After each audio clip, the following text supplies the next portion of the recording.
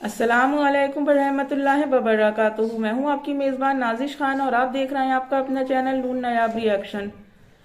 कुछ ही दिनों से सोशल मीडिया पर एक हंगामा मचा पड़ा है और वो जिन्हीं आप सब जानते हैं कि उनका डाइवोर्स और तलाक हो चुका है, पर तलाक होने के बावजूद यानी कि उनका खुला होने के बावजूद भी वो इद्दत में नहीं बैठी हैं, जबकि कुरान में सरासर इस बात का तस्करा है, इस बात का जिक्र है कि तलाक होने के बाद या विवाह होने के बाद में औरत को इद्दत का मरहला यानी कि इद्दत का टाइम जो है वो करना पड़ता है। इद्दत हर हालत में इंसान को करनी पड़ती है।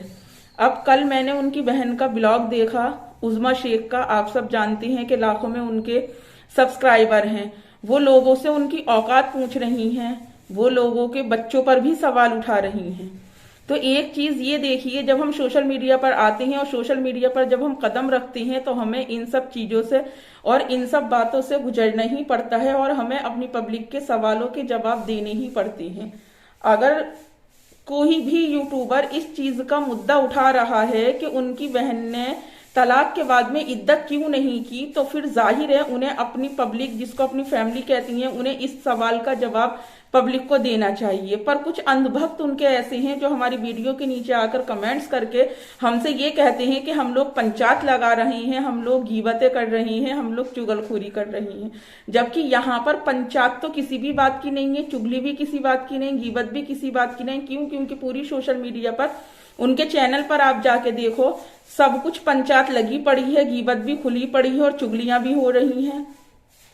उज़मा शेख से मेरा ये सवाल है कि जब किसी ने भी आपके बच्चों के ऊपर ऐतराज नहीं उठाया, जब किसी भी यूट्यूबर ने आपके बच्चों को बीच में लेकर नहीं आए, आप जिस पाकिस्तानी को कह रही हैं उनके बच्चों पर सवाल उठा रही हैं, तो मैं आपको ये बता दूं कि जब मीरब पैदाइशी तौर पर ही ऐसी है, जब माहा ने यूट्यूब पर कदम भी नहीं रखा था, जब वो यूट्यूब को जानती भी नहीं थी, तब मीरब की पैदाइश के वक्त मीरब ऐसी ही थी। इसीलिए आपको इन सब बातों को बीच में लाकर मुद्दा उठाकर कहने का कोई हक, राइट ही नहीं बनता है आपको। और ये आपकी बहन का तलाक का मुद्दा जो उठ रहा है ना, कि तलाक के बाद में इद्दत में क्यों नहीं बैठी आपकी बहन, तो पूरे यूट्यूबर इसलिए ये मुद्दा उठा रहे हैं क्योंकि आप सबने शादी, ब्याह, इंगेजमेंट सब चीज दिखाई, तलाक भी दिखाई, पर तलाक के बाद में आपकी बहन ने इद्दत क्यों नहीं की, ये चीज आप नहीं बता रही किसी भी। पूरे सोशल मीडिया पर इस बात का, आपके इतने चैनल चल रहे हैं, आपके भाई का अलग, दोनों भाइयों के चैनल आपके अलग है, अम्मी का अलग है, आपकी भाभी भी यूट्यूब पर है, खुद आप भी यूट्यूबर हैं, उसके बाद भी आप ये चीज नहीं बता रही। मुझे पता है जिस तरह से आप माहा और आयशा को लेकर अपने ब्लॉग और वीडियो में छिचोरी हरकतें कर रही हैं, कोई नहीं कह सकता कि ये औरत 1.5, 2, 2.5 लाख सब्सक्राइबर की फैमिली लिए बैठी है। क्या किसी भी हम जैसे यूट्यूबर, जिनके आप कहती हैं कि जिनका कोई वजूद नहीं था, जिनकी कोई वैल्यू नहीं थी, क्या कभी भी आपको लेकर इस तरह की कोई बदतमीजी और बदतहजीबी हम जैसे यूट्यूबरों ने दिखाई? नहीं दिखाई। मगर आप दिखा रही हो, आप ये जाहिर कर रही हो कि आप कहाँ से आई हो, क्या लेवल है आपका और क्या आपकी परवरिश है, ये चीज आप जाहिर कर रही हो। क्यों जाहिर कर रही हो? एक माँ, आपने भी उसी तरह से अपनी औलाद को पैदा किया होगा जिस तरह से वो पाकिस्तानी पाकिस्तानी के नारे लगा रही हो आप। जिस तरह से माँ ने अपनी बेटी को पैदा किया है, आप भी उस तकलीफ से गुजरी हैं, वो भी उस तकलीफ से गुजरी है। फिर जब वो आपके बच्चों को कुछ कह ही नहीं रही, आप कहती हो हम भी किसी के बच्चे हैं, तो इस तरह से तो वो लोग भी किसी के बच्चे हैं जिन पर कि आप सवाल उठा रही हो। पब्लिक यहाँ पर आपसे इसलिए सवाल नहीं उठा रही कि आपकी बहन को तलाक हुई, पब्लिक आपसे इसलिए सवाल उठा रही है कि तलाक तो हुई पर आपकी बहन ने इद्दत नहीं की। और इस बात का जिम्मा आपके जिम्मे भी आता है। आप कहती हो कि मेरी बहन का चैनल है, जो उसका सवाल है वो उसी के चैनल पर जवाब देगी। तो मैडम, मैं यहाँ पर आपसे ये चीज क्लियर कर दूं, आप भी अल्लाह के घर जाकर जवाब दे हो। क्यों? क्योंकि आपका और आपकी बहन का खून एक है। आपकी अम्मी वो कम से कम समझा सकती थी। आपका भाई कहता है कि उसकी बीवी जो है एक आलिमा है। जिस घर में आलिमा हो, उस घर में उस बेटी को तलाक लगने के बाद भी अगर वो इद्दत के मरहले से नहीं गुजरती है, तो फिर उस घर में आलिमा होने का फायदा क्या है? मेरी बात कड़वी जरूर है पर मेरी बात 100% सच है। एक घर में कहते हैं कि एक मर्द दीन सीखता है तो दीन चौखट तक जाता है, और जब एक घर में एक औरत अगर दीन सीखती है तो दीन नस्लों तक जाता है।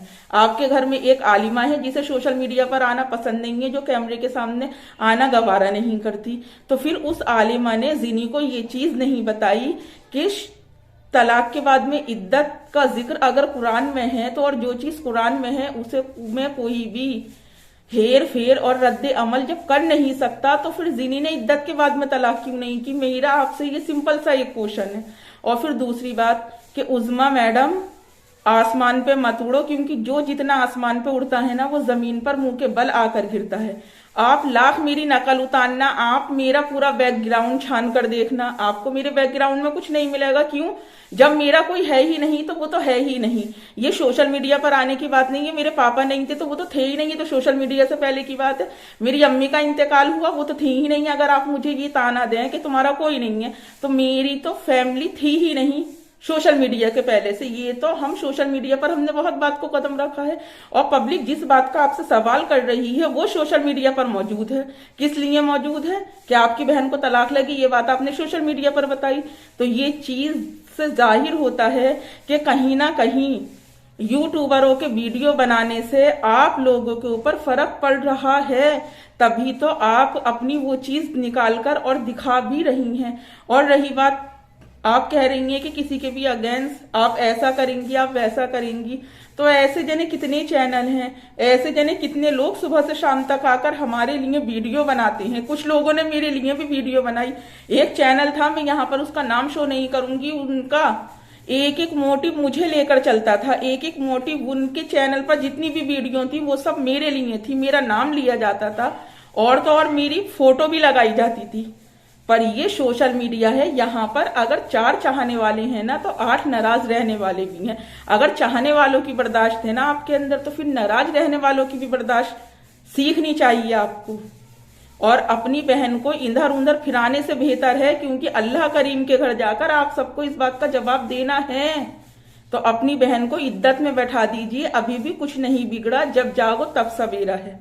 और मेरी बात का बुरा मत मानिएगा, ना मेरा ऐसा कोई सेंस था, पर आपने जिस मीरब का मुद्दा उठाया है उस मीरब को हम बहुत टाइम पहले से जानते हैं। उसकी कंडीशन ऐसी ही है जैसी वो पैदाइश के वक्त थी, इसीलिए आपको ये कहना कि वीडियो बनाई तो हाय पड़ी, ये हुआ तो हाय पड़ी। और इब्राहिम जिस दिन से पैदा हुआ है तो वो बीमार ही है। जिस ब्लॉगर के बारे में आप, इब्राहिम ब्लॉगर के बारे में आप बात कर रही हो, मुझसे बेहतर उनकी हिस्ट्री को कोई नहीं जानता है। जब से उनका मेरा ताल्लुकात है, जब से हम लोग एक दूसरे के टच में आए हैं, तो मैंने यही सुना है हमेशा आयशा के मुंह से कि आपा आज इब्राहिम को ये हो गया, आपा आज इब्बू को ये हो गया, आज मैं उस डॉक्टर के पास लेकर जा रही हूँ, आज मैं उस डॉक्टर के पास लेकर जा रही हूँ। तो मैडम उज़्मा, किसी के भी बच्चों के ऊपर सवाल उठाना बंद कर दीजिए, क्योंकि वो लोग आपके बच्चों को कह ही नहीं रहे हैं। आप तो बीच में से आकर कह रही हैं कि हम भी किसी के बच्चे हैं, तो बच्चे तो सबके बच्चे होते हैं, ऐसे हम भी किसी के बच्चे हैं। अगर आप ताना मारती हैं इस बात का, तो हम भी किसी की औलाद हैं, हम भी किसी के बच्चे हैं। तो इसीलिए आगे से बोलते वक्त आप जरा क्या कहते हैं उसे, अपने मेयार से बाहर ना निकले, अपने मेयार के अंदर ही रहकर बोले, वरना हर एक यूट्यूबर आपको जवाब देना अच्छे से जानता है। और कहा सुना मेरा यहां से लेकर अल्लाह के घर तक के लिए माफ कर देना। नेक्स्ट वीडियो में आप सबसे मेरी फिर मुलाकात होगी, तब तक अपना और अपनों का ढेर सारा ख्याल रखें, और मुझे भी अपनी दुआओं में याद रखें। अल्लाह हाफिज।